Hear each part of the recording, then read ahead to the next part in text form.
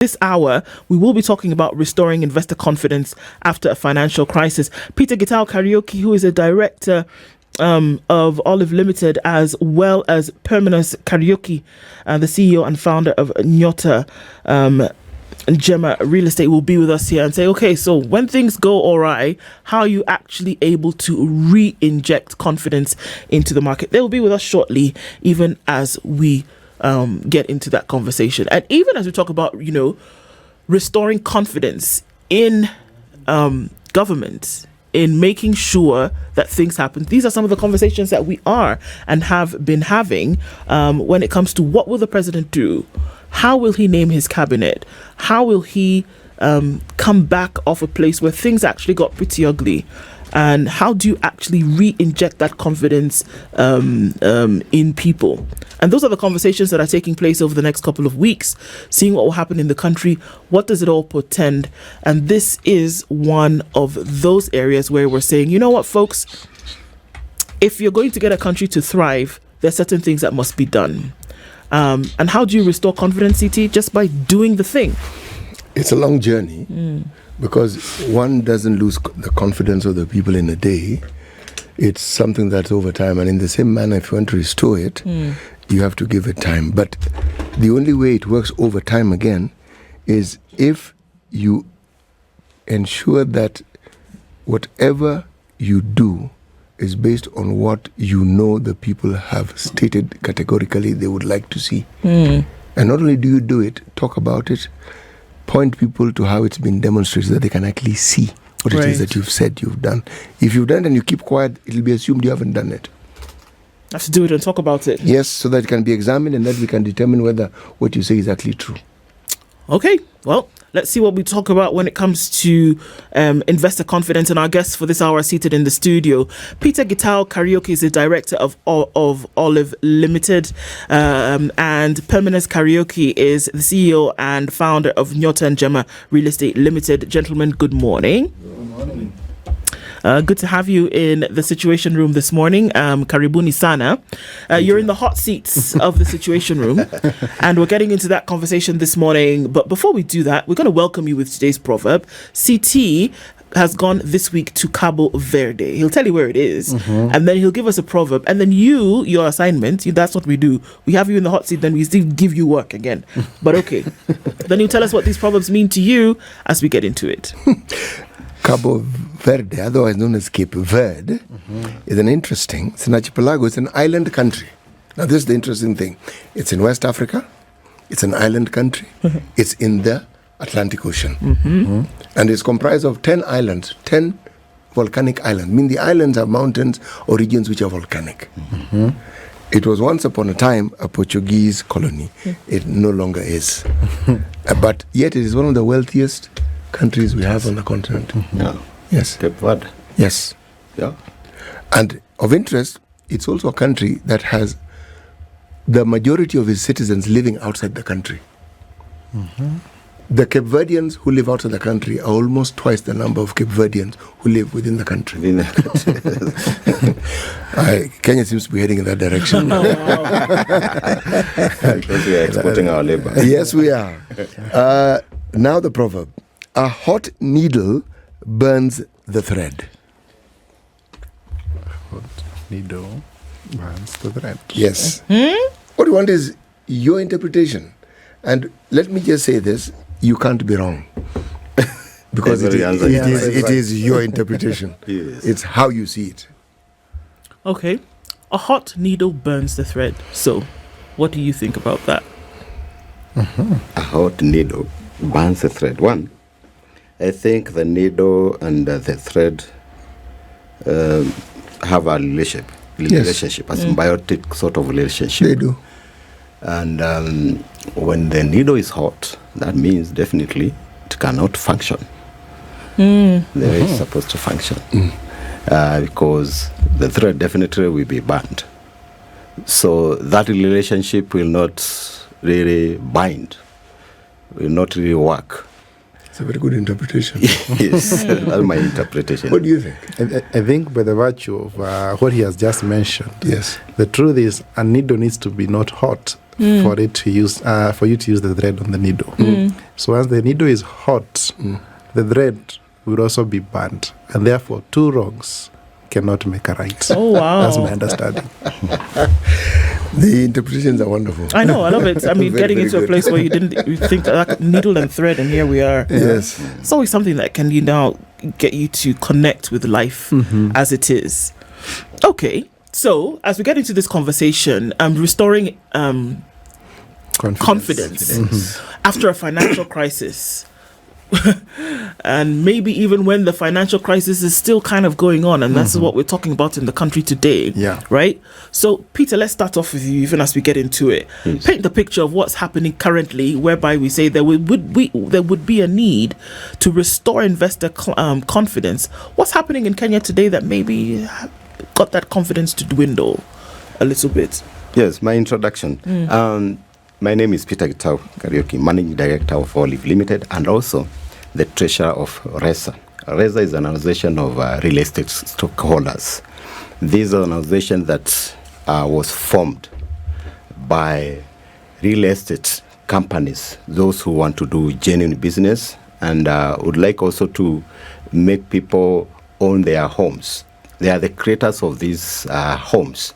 So when we are speaking about bringing or restoring confidence, especially in this industry that you are in, the real estate, it is because there were times majority of Kenyans were defrauded their hard-earned cash by rogue companies who really didn't do business in a professional way. So when we realize that when one company goes under, it affects the entire industry. The reason is there's that fear that while I commit my money or deposit some money or invest in this company, then I also lose my money. So we came together so that we can understand each other. That's the first thing. And also to weed out rogue companies that really are there specifically to just defraud people. And we know all of us that the industry that we are in, that is the real estate, is quite emotional, and everybody would like to own a property. The first thing that one wants, maybe after university, you have just gotten some coins here and there. You want to have your own home. Where do you start? You start by buying a plot. Yeah, because the mortgage in Kenya is not really very active, comparing with other developed countries. But we have already started somewhere, and we came together, companies. We are more than 200 companies who came together so that we bring confidence back, because people had lost confidence with real estate companies Because of the defrauding? Is that what okay. Because of defrauding. The defraud start even from companies with maybe also registrars of the lands offices giving out fake title deeds and such. So, and we have so many examples of companies that has gone under with people's money. We have that in our nation. Majority of Kenyans know that, and that's why we came together so that we can restore that confidence. Yes. And so, for you, from Perminus, what would need to be done? Because it seems like for somebody who's been defrauded, they're saying, first of all, give my money back, you know, and we're saying, and then still come back to the market. What are some things that you actually would do to get to the point whereby that restoration process happens? Okay, thank you. My name also, let me just mention, is Perminus Kariuki, the CEO of Nyota Njema Real Estate. And I happen to be the spokesperson of these people, the real estate stakeholders.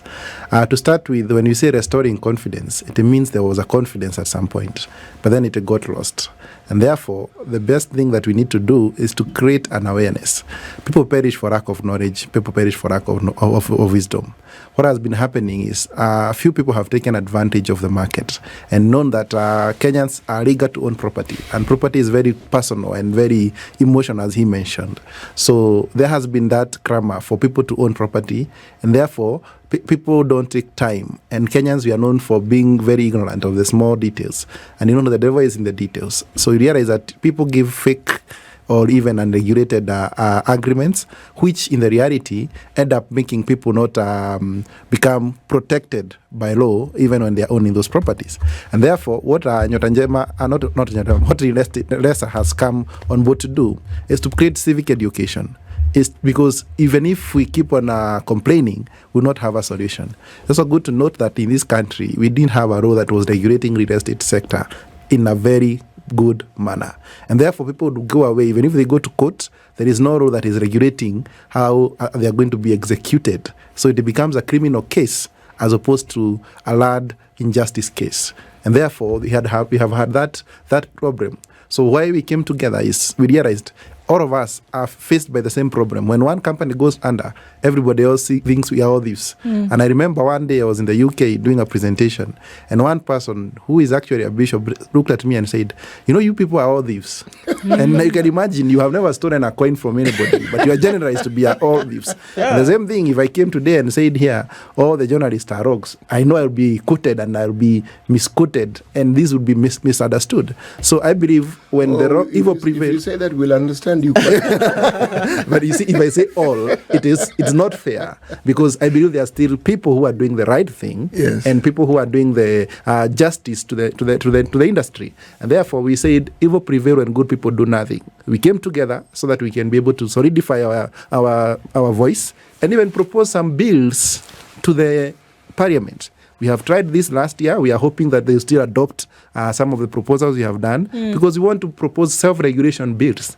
I believe if there is no bill coming from the government, we can do self-regulation proposals, and then they can add to what the government wants, and together we make the industry a solid industry. And that's what we have been trying to do in the last 1.5 years. You have a difficult task. There are those who say that all of life is a data gathering process. Sure. Every time something happens, people store the information and they remember. Land buying companies have existed for a very long time in this country. Sure. And unfortunately, the story behind many land buying companies has never been good. Some go as far back as at independence, and some of those issues to date have not been resolved. To date. That's true. 60 years down the line, the issues haven't been resolved. People who should have gotten their parcel of land still haven't. Sure. People gave money, and somehow that land ended up being owned by one person. You want to know how this person owned this land, and many people gave them money. So yes, your task is a difficult one, but it's not an impossible one. That's true. And I think just to add something to the same, yes, the truth is, even the wrongest journey starts with one step. Yes, it does. Would rather do a little good thing than wait for the evil to prevail forever. You see, because you have time on your side in this sense. Yeah. With the time, new generations are come coming along. Yes. And the experiences are not the same as their parents or their grandparents. And so long as they don't have the experience that their grandparents and parents had, they are willing to accept what they're being told. That's true. And if there is an adequate body of evidence that there are people who have benefited from the services that you offer, then it speaks for itself that, yes, these entities actually sell what is honest and what is true. And also, something else. The conversation around those who defraud others must actually be spearheaded by people in the industry. Because if you leave it to us, for instance, the media, to lead it, we may not work in something that may be in your interest. We will simply present it in a light that will give the impression that everyone who is in this particular industry. Yes, exactly. And that may not be true. So when you call out your own, then you get hold of the narrative. You have a say, or if not control of the narrative. If not, then you'll have now a new generation who have the same narrative as their parents and their grandparents. That's true. But now let me ask the question. The industry, despite the challenges it's currently facing, how has it fared in the economic situation that we have in the country as we speak now? How is the industry doing? Okay, I can mention, then Peter can add something. The truth is, real estate industry will never go down, because land is a scarce commodity. And land being a scarce commodity, there is always clamor to get more and to own. And as you said about generational change, we actually realizing it's real. I represent the younger generation. Yes, you do. Which is actually not so interested in land because they have other things that they feel they can own to accommodate their lives. They just need somewhere to stay or a house to stay, and they can do their online jobs. They can do their go from work to other places, and therefore the market dynamics are real in our industry. What do I mean by this? It means that we need to now put value on the land so that the market can continue getting attractive to the said investors. However, since 2020, with the global recession and the wars in Russia and Ukraine and all those things that have happened in the last 4 years or 3 years, the business, the land, the real estate sector in 2020 actually peaked because people realized that we no longer need to stay in rentals. We can own properties and build our own homes. I remember a certain area like Nyota Road. That area was not so much developed. But when 2020 came... Nyota Road where? Around Nyota Road, there's one estate I can quote. Nyota Road, is it in Nairobi? Around the... I'm just asking. Around the... Not everybody who is listening knows where Nyota Road, yes. There you go. Yeah, it's actually along the road. Yes. That is one place where people left from Kilimani, from their hired apartments, which they were renting maybe 150, 200,000, and went and put up some quick shelters. They bought property and put up shelters to have accommodation on their own land. And therefore, that year, as far as we were also complaining that the economy was going down or the COVID was very bad to the economy, the land and the real estate sector was in a boom indirectly because people changed the mindset. That's very interesting. You know, I live in Kilimani. How come nobody told me about this land in Nyota Road? That's why maybe we are here to help us. Because you see, until people realize, hey, you could be living in Kilimani but living in your own apartment. That's also something different. And what makes you think I would not like to have another apartment somewhere else? That's why we are here to help that. Yeah, so it has been having that demand has been high. Yes. People wanting to own something they call theirs. Because with the land, even if you put some iron sheet around it, that is a home. Regardless of where it is, you'd rather be having an iron sheet house coming from your own home as opposed to having a very posh apartment. Then your job goes down and you don't have somewhere you can call home. Okay. That's what happened after 2020. Okay. But yes, Peter can answer. Maybe to add on that, the performance of real estate has been growing. And if you look at since 2020, since COVID came, in fact, the trajectory has been growing. The other thing is there is that increase of the middle income earners. That bracket of population is also increasing. The demand is there of land. The demand is there of homes and houses. So we can say generally the real estates are being performing well. It is one of the biggest contributor to our GDP. In fact, it contributes to 10.5% of our GDP. Looking at the multiplying effect, the support system that real estate is giving from the banking, from manufacturing, those who manufacture cement, steel, those who manufacture glasses, all those, it's the real estate that supports all that. So multiplying effect of the real estate is very big. If you touch the real estate, definitely you will feel the effect of the economy. Because the reason is, I'm just giving an example. Go to, is it Kirenyaga Road or Nyamakima? Those who sell those wares, electricals, all of them depend on real estate. Because where do you go and do those wiring, these cables, all those? They go to China to come and import so that they can sell to those who are developers in the construction, because real estate is big. Look at the office space that has been, though COVID did shook the spaces, our demand for spaces, because now the new norm is you can still work from home, but we still will need physical offices. So look at how maybe Kilimani, the Upper Hill, the Westlands, all of these areas, how they have grown. They are still growing and demand is there. The new bypasses that have been constructed, in fact, is attracting new investors. And you see an area growing with an example of the Eastern Bypass and how it has grown and it impacted the economy of such areas that were not really developed. And if we look at the real estate, I can attest, I'll tell you, even with the devolution, new economic areas have been growing is within the real estate, and that's why it has been infiltrated by rogue companies or people who are there to defraud people, because the demand of land is there, the demand of houses is there. Either you are doing an off plan, it's still there. So, and that's why we came together. When you realize the demand is there, and people, those who are not really in business, they don't have good intention. Yeah? The diasporian remittances, because that's where the key is.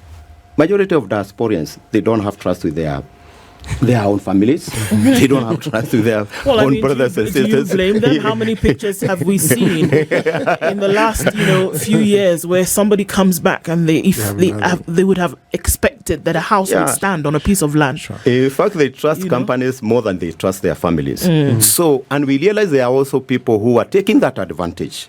And in fact, looking at when the shilling was really very low against the US dollar. In fact, we receive more businesses because with few dollars you are able to buy an apartment, you are able to buy a certain land in a prime area because of the exchange rate. All of these dynamics shows that the real estate is really still growing and it's not really being shaken by the hard economic situation. The only thing that I can say is, when we had these floods, it really affected our businesses. The reason is some areas are not accessible because of the rains. And now the fear of even the areas that were really not known for flooding, they really flooded. And that one really affected our businesses. For this quarter of the year, the second quarter of this year, the businesses were really affected. But that one is short term, but in the long term, the trajectory is the industry is growing. This association that you have, who does it include? Okay. This association is made up of companies which transact in real estate. So what happened, there was an issue where one company had gone under with people's money in 2023 February. And that affected all our collections from our customers. And not only from one company, from another. So we called each other because we know each other as directors. And we said, you know what, we need to come together and enable people to know that even if this has happened with one company, it's not all companies that do the same. So we came together, we had our first meeting. I remember we were at Muthaiga Golf Club, and we just met there to discuss how do we manage our industry and weed out rogue developers. That is what led to this, and we called upon people. We have a vetting process of who joins the association so that we don't just bring anybody. Number one, it's good to understand we being members in the industry, we know each other. There are some companies which have been, or people that have been starting a company, they go under with people's money, they rebrand and start another company.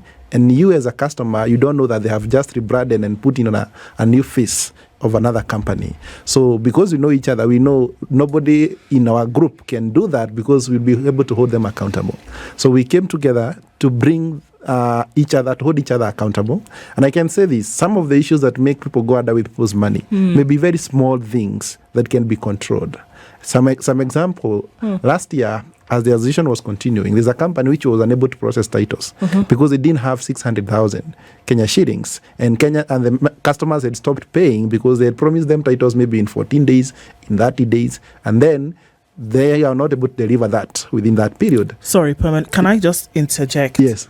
What would make that situation happen? I think we need to understand that. What would make it that an organization that is selling land, property and is promising a title deed, is it that it is based on monies that people will pay first for you to be able to process? What would make it that you don't have the money to then process the titles for folks that would now cause some kind of, problem? I think the excitement that comes sometimes with newcomers into the market, they want to overpromise customers. They are going to deliver this within a very short time, and they don't do the cost, the way you forecast your cash flows, and realize that you cannot be able to do that within the period that you have said. So you promise people will deliver the titles within 14 days. These customers say, we'll pay once you deliver. The person doesn't have the money. They were expecting to get the payment because anyway, you don't process titles from your own money. You should process from the customer's payment for the legal and transfer fees. So you promise I'll deliver even before you do that. And therefore, customers decide, we'll wait and see. So before you know it, you are not able to deliver in that case. So he had a deficit of around 600,000 in his cash flow projection. We can see there's a money that is out more than even 3 million. The customers have said we are not processing the title because the title is not in your name as we had promised. So what do? We had to come in and contribute and support this guy, but we held him accountable by taking his receivables and tell him, for the money, before you receive any other money, once you get the title, we'll get the title for you. So we pay the 600,000 for the person or for the company. It was a young company. Let me just say to put it into context. We paid the 600,000 for the company, but we demanded that for the title to be released from the association, you must pay us. And when the customer saw the title is indeed in their name, they got the confidence to pay the money. So if this would not have happened and it went out into the public, the people would have said this guy is selling fake land, yet the guy is, because he had not planned his business accordingly. Another thing that we are doing as an association to bring sanity into the market is because some people start the business without the know-how of how to sustain the business. You can easily start a business, but sustaining it requires a lot of financial discipline. And in our sessions, we have been doing financial training, we have been doing financial enlightenment to the directors of companies. So we are not only meeting to discuss which is the best upcoming area, we're also discussing how can we empower ourselves, because some of us have financial knowledge. I'm a finance student, for instance. Yeah. He is also a finance student, but there's somebody who has not done finance, but this industry is actually a financial industry by its cost. So we need to do this civic education. We call people who are mentors in the marketplace to come and speak to our members so that we don't get to the same problem, because it's only a fool who does the same thing the same way and expect different results. So if we are doing the same business the way it was being done 20 years ago, 30 years ago, 10 years ago, we'll still have the same problems. So what has helped us is to make sure we also do civic education. So when we came together, we can advise our members of the public to go to our website. We even have a short code. I know Peter will mention about the short code, but our website, in a company listed there, if you have an issue with them, please be free to comment and send a complaint to our email, because unless we hear from members, the members of public, we don't know what has happened and their experience with the said companies. Okay. So we have the list published. And tomorrow, which is going to be the 19th or 18th, yes, 18th. Tomorrow we are going to be having a certificate issuance to all our compliant members. And this certificate is going to help us to be knowing, if you go to a company to buy property, check whether they have that certificate. The reason we are saying this, we are not a regulator. It's good to state that, because again, we may be misquoted that we are regulating. We are not regulating by the government. We are not regulating as a government body. But by the virtue that the one has that certificate, in case anything was to happen to you as a customer, you can be able to raise a complaint through the association, and the association will be enjoined in that case and help you follow up to the end. But without that certificate, we cannot be able to ascertain that this is our member. We already distance ourselves and say, we are not part of that company, they are not part of the association, so we cannot be able to comment on it and let the legal courts take it action. Okay. And finally, when the certificate is given, it's not going to be there forever. It's a certificate that is annual certificate. Because today, this year, you may be performing very well. Then next day is when you decide, I'm going to go down with people's money. So we have to always be getting that renewal of the certificate annually to ensure we are giving people who are also delivering to the customers. I think I have mentioned enough. So, Peter, how do we know if somebody who off the bat is rogue or not? Because look what Perminus has just said. You could start off and you're all right, and you're doing and delivering. But then the next year is when you decide you're going to trot off with people's money. So in the beginning, everything, sounds like it was fine. Then what happens after that? How do I know? Somebody living in the diaspora, for example, living in Europe and is sending money back home. How do you know that this is the person that I can actually do business with? Or somebody who's sitting right here in front of your nose. How do you know that this person is actually worth this, what they're saying, and that I can actually invest my money there? When we came together as an association, we were trying to bring regulatory or to restore confidence to clients also who buy from different companies. It's very hard to identify one just by the look of their office. In fact, those who defraud people, they have very executive offices. Yeah, you cannot imagine. In fact, you cannot even suspect them. But for those who want to know our members, we have a short code, 23878. Once you send that, the name of the company that is selling land to you, in fact, you'll see if he's one of our members. Also, you can call our numbers 0742 23 23 23. That number, in fact, we've been receiving so many complaints since we started last year. And majority of complaints were coming from diasporians and also Kenyans who are local Kenyans, the locals. And, initially, people had no shoulder or nowhere to go and maybe to claim or to take their grievances. And sometimes legal matters are very expensive for a normal person to maybe to afford. And also, it takes a lot of time, long time, before the cases are concluded. And some of these cases are maybe civil cases because there is an agreement. What we are really trying to do, even to the masses, is to give them that civic education. The processes of acquiring land is not a one thing. It's just not like a bread going to buy in a shop or picking it on a shelf. It is a process, and you must know. Look at when we didn't have LSK, the Law Society of Kenya. So many people are defrauded of their money. Their compensation were not being paid. The reason is because we had somebody who have decided they will not pay. And when LSK came in, at least we have seen sanity in the industry. There are so many other institutions, ISPAC, also so many institutions that have come together so that they can self-regulate. And also, when the government is calling who are these stakeholders to bring their views on a certain bill, who are there? Who are they going to approach, especially in the real estate? So when we came together, we have managed even to intervene in certain bills that were introduced in counties like Kiambu, that was very retrogressive, that they were introducing everywhere you must pay rates, even the remotest place, and we really pushed through our legal team, and they are able to pull down that bill. So the real estate, RESA, is here also to protect the interests of our locals, because majority of people don't know these laws are being introduced. Like now, the introduction of the bill. I don't want to go to that route. But the thing is, if we don't have a voice, we don't have people who know about that industry.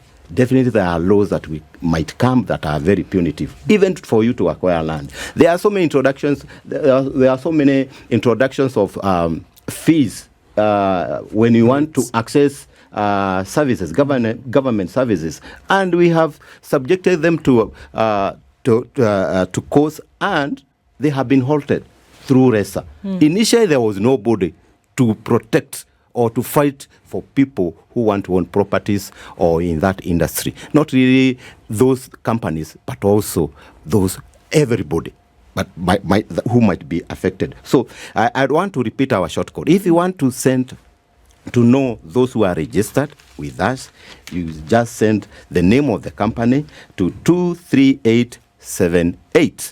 That you will receive. You can also go to our website, www.realtorsolutions.com. You will see all the companies that have been listed there. And majority of us are there so that we can bring sanity back, because people had lost confidence in this industry of real estate. And that's why we'll be having our issuing certificate tomorrow at Kentmere Limuru, where we'll be issuing the members who have complied. Yeah, you usually subject them to a rigorous process. Yeah, using so many means, we don't want to disclose them here, so that we are able to identify, have you ever been found in this area in a business that is not really worth that is not really done in a professional way. We really subject every company that would like to join us. We are open. We want to be as many as possible. Imagine we have almost 13,000 registered companies who are doing solid. Those who are doing business? real estate. No, those who are in the real estate. Okay, let's just put them there. Okay, blanket. Yes, 13,000. So, and out of that, how do you identify one that is genuine? This is is very hard. Yeah. And that's why we realize, no, once one company has been affected, it really affects the entire industry. And you look at the developers also. The industry is very wide. There are the developers. There are those who usually specifically sell land.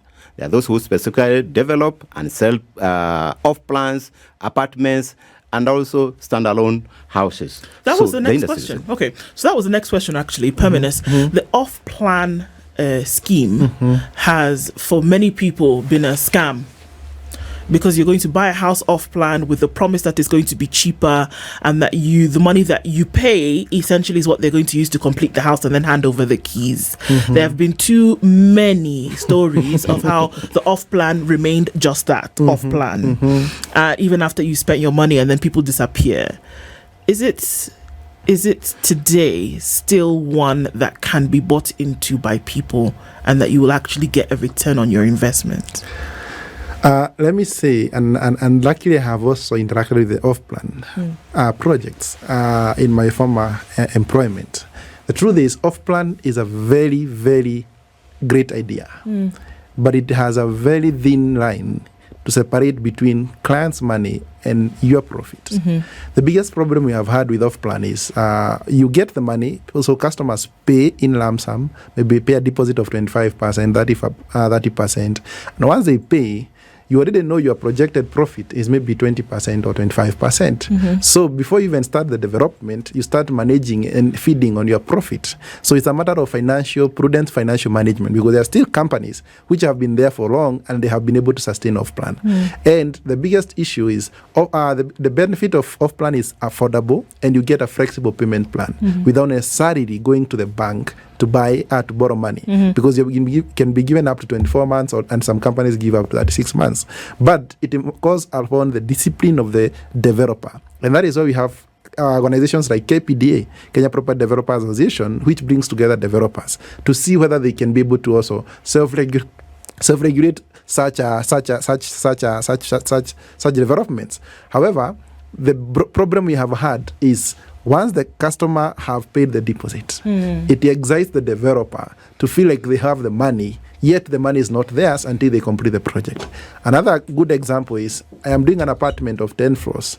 I have a customer who pays books an apartment on the 10th floor, then another one in the first floor. And I'm depending on the customer's money to develop this property.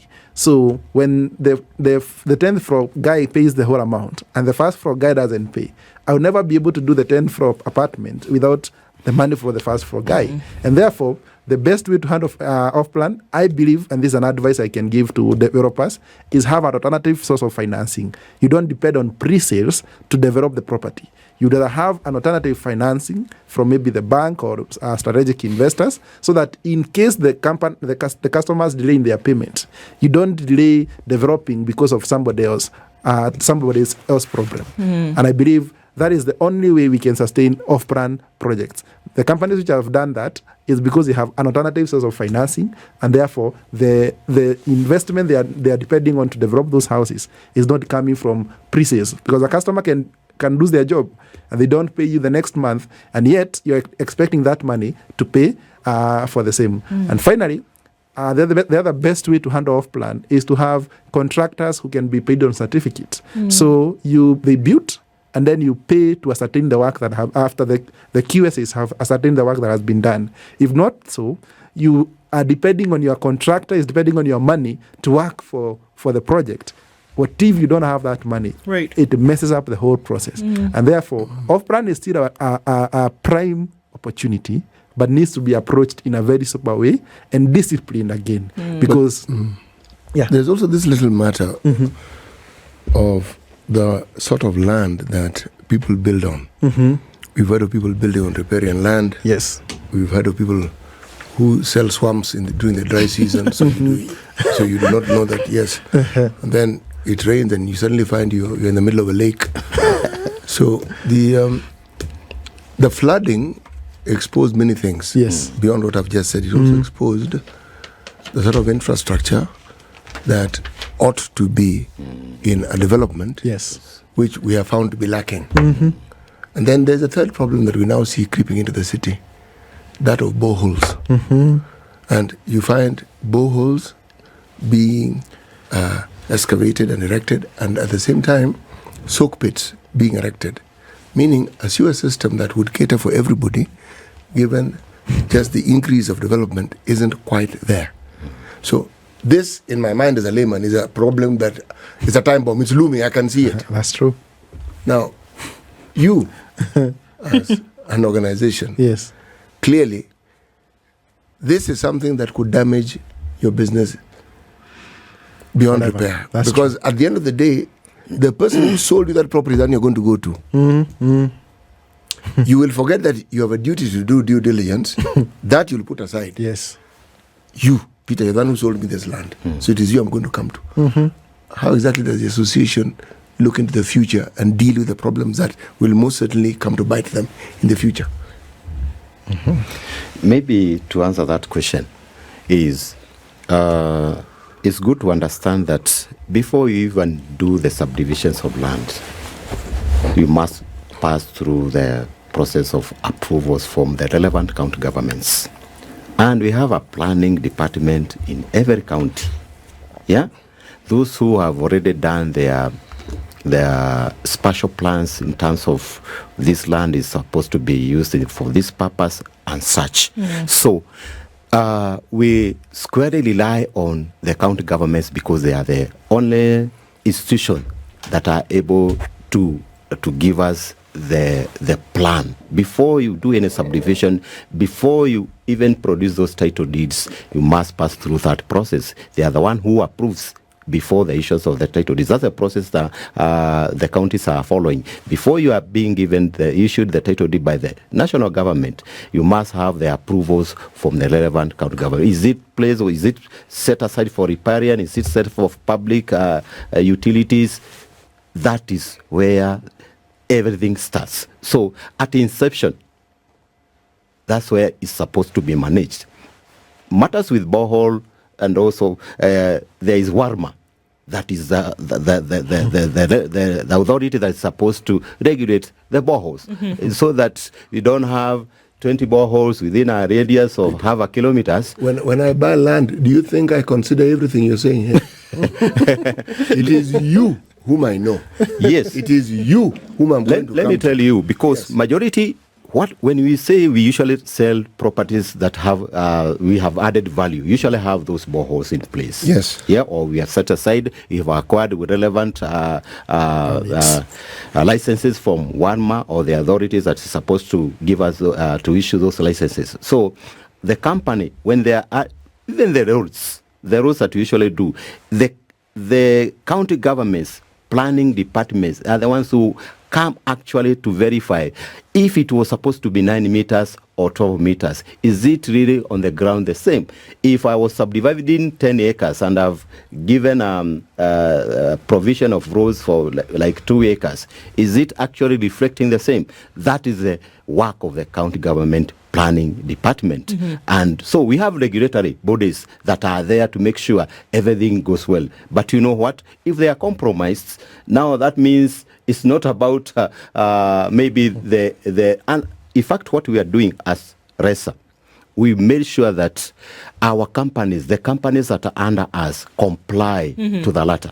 Okay. Yes. So now this event that you have tomorrow, essentially for the issuance of certificates to these organizations, what impact is it going to have? And maybe just give us a little bit more about that in terms of information of what happens tomorrow. And then now what folks who have been on the losing end will then be able to benefit by the issuance of these certificates.